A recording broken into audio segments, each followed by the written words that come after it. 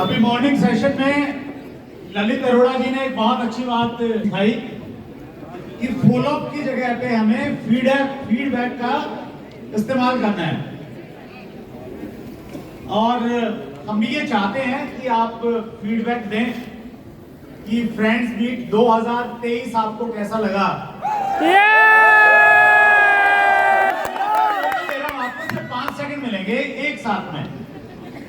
अगर आपको अच्छा लगेगा, फीडबैक ऐसी रही तो 2024 करेंगे। क्यों भी सर नहीं तो और कुछ काम कर ही रहे हैं, अपना करते रहेंगे। तो कैसा लगा? आपका टाइम शुरू होता है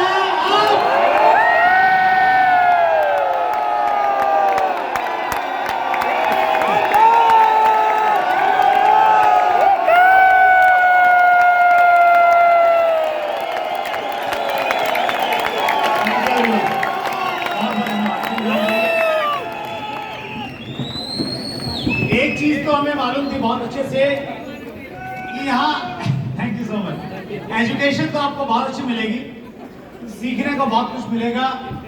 इसीलिए आपको रजिस्ट्रेशन के टाइम पे एक पैड और पेन दिया गया ताकि आप कुछ पॉइंट बना सकें। साथ वाले की शर्ट पे नहीं लिखने देते जाएंगे तो ये बाद में मेरे को उतार के दे देना, नोट्स बना लेता हूँ। लेकिन थोड़ा सा ये था कि व्यवस्थाएं पता नहीं कैसी रहेंगी, क्योंकि इतने सारे लोगों का आना, और स्पेशली 2 जगह बड़ा चैलेंज रहता है, क्योंकि 22 साल से मैं इस इंडस्ट्री में हूँ। एक तो रजिस्ट्रेशन के टाइम पे सबको जल्दी रहती है, लेट हो गए, ट्रेन की वजह से हो गए, ऑटो वाले की वजह से हो गए, लेकिन पूरा जोर लगाते हैं कि प्रोग्राम में जल्दी पहुंच जाए। और दूसरा जो लंच का टाइम होता है तब थोड़ी व्यवस्था होती है। हमारी पूरी टीम ने जो इधर खड़े हुए ना लाल टी शर्ट में, सफेद टी शर्ट और चैडविक सुरेंद्र का लोगो, इन्होंने प्रयास किया कि आपको कोई असुविधा नहीं हो, तो आपकी तालियां बजाएंगी। ये लोग खड़े होकर आने,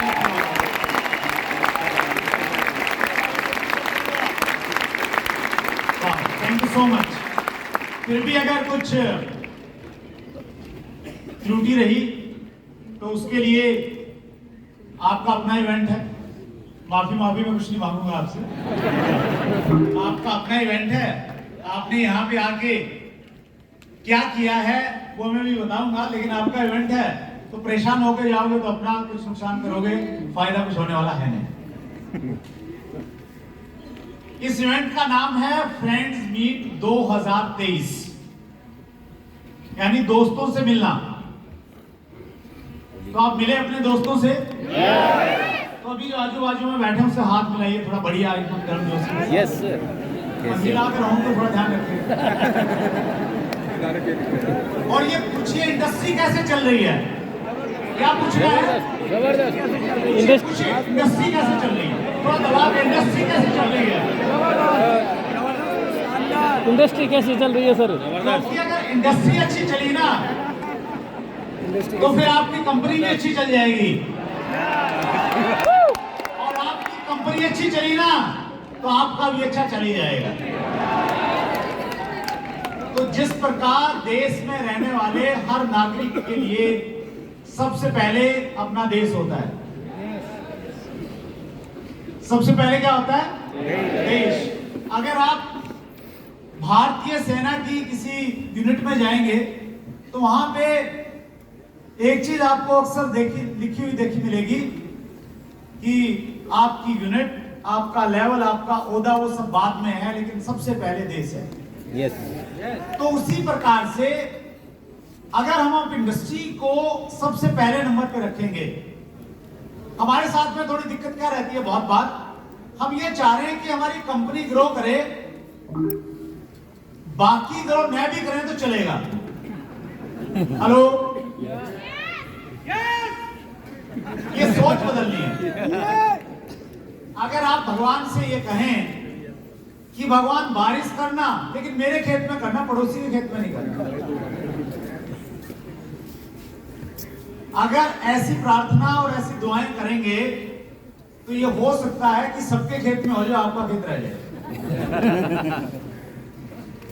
क्योंकि जब आप दूसरों के लिए मांगेंगे और सबके लिए मांगेंगे तो आपका तो अपने आप ही ठीक हो जाएगा।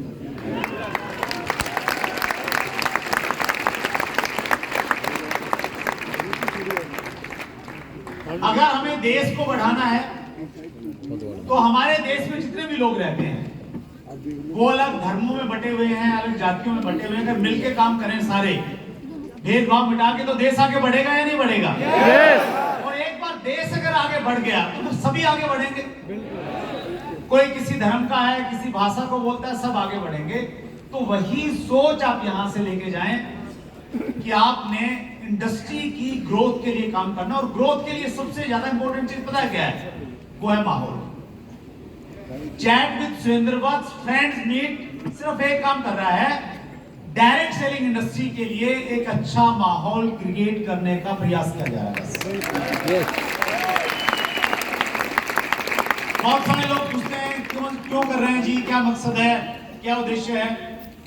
डायरेक्ट सेलिंग इंडस्ट्री में एक बहुत बड़ा नाम हुआ है जिन्होंने 3 साल में बहुत सारी एजुकेशन दुनिया के लिए छोड़ी है, और बहुत सारे लोग उनको फॉलो करते होंगे। बहुत सारे लोगों को ये नहीं मालूम वो किस कंपनी से थे, लेकिन उनको फॉलो करते होंगे। उनका नाम है सतीश पंडित।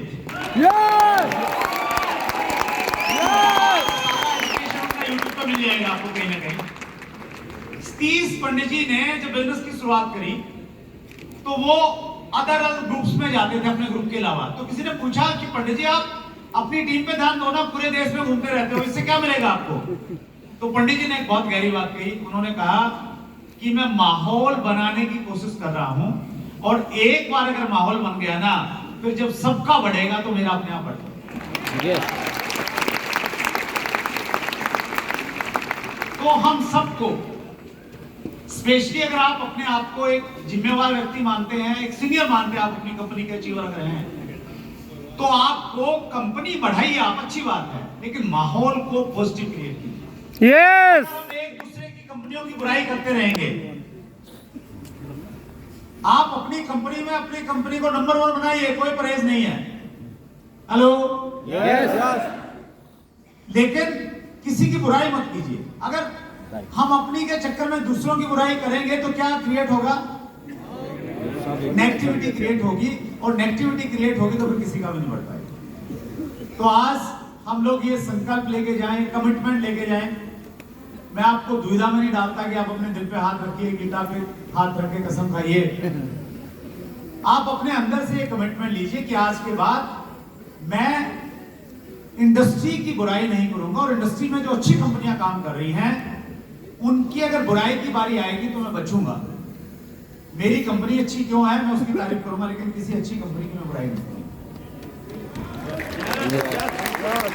और ये कोई एक व्यक्ति नहीं कर सकता, ये हम सब लोग मिलकर इंडस्ट्री के लिए एक माहौल क्रिएट कर सकते हैं। हम लोगों ने इंडस्ट्री के लिए बहुत क्लोज से काम किया गवर्नमेंट के साथ।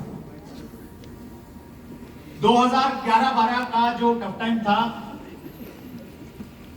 इंडस्ट्री बहुत बुरे दौर से गुजरी। उसके बाद में कुछ एसोसिएशन स्टार्ट हुई। राहुल सुरन जी हमारे बीच में बैठे हैं। मैंने भी एक्टिवली एसोसिएशन में पार्टिसिपेट करने का काम किया, और उस समय जब हम गवर्नमेंट ऑफिसर से मिलते थे, मैं माहौल बता रहा हूं आपको क्या था। हमें देख के लोग कहते थे कि ये चोरों की इंडस्ट्री है। हम अपने आप को ये मानते हैं कि हमारे से बढ़िया कोई है ही नहीं। इमेज क्या बनी हुई थी? ये चोरों की इंडस्ट्री है, और ये इसलिए बनी हुई थी क्योंकि बहुत सारी कंपनियों ने कुछ उल्टे पुल्टे काम किए थे, और कुछ हमने माहौल को नेगेटिव बना के कहीं ना कहीं इंडस्ट्री को खराब करने में हमने भी योगदान दिया था। लेकिन अच्छी बात क्या है, अगर आपके पास में असली सिक्का है तो फिर वो चलेगा ही चलेगा, टाइम लग सकता है। हमारे पास में डायरेक्ट सेलिंग इंडस्ट्री एक असली सिक्का थी। टाइम लगा, फॉलो किया।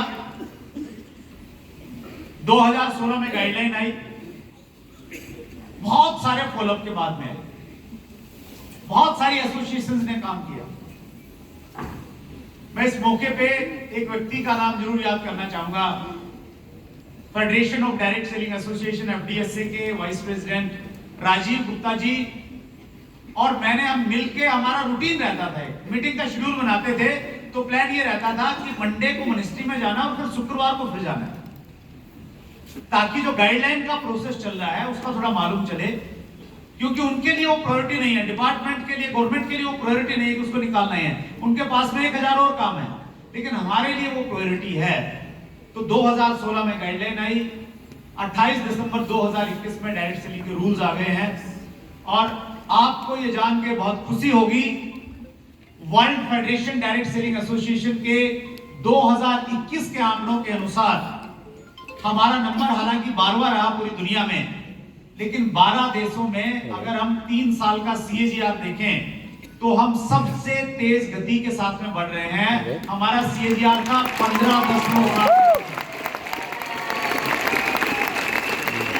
ये अच्छी खबर है हमारे लिए, ये हमारे लिए बहुत अच्छी खबर है और हम लोग बहुत बड़ी इंडस्ट्री का पार्ट है, तो ज्यादा आपाधापी मत कीजिए, सबके लिए बहुत कुछ है यहाँ पे। आज हमारा टर्नओवर लगभग 3000 मिलियन डॉलर का है। इसी स्पीड से हम ग्रो करते रहे तो 2050 तक हम लोग 1 लाख मिलियन डॉलर को क्रॉस कर जाएंगे। तो बहुत बड़ा पोटेंशियल है, पर जरूरत इस चीज की है कि एक अच्छे माहौल में एक पॉजिटिव इन्वायरमेंट इंडस्ट्री का क्रिएट करके हम लोग सब लोग काम करें। और आपका यहाँ पे आना, यहाँ बैठना, ये बता रहा है कि आप चैट विद सुरेंद्र वत्स की मुहिम के साथ हैं कि इंडस्ट्री का माहौल बहुत अच्छा करें। आपको जब भी इस इंडस्ट्री में कोई भी एक अच्छा इनिशिएटिव लेना तो आपको आगे बढ़ के उसको सपोर्ट करना चाहिए।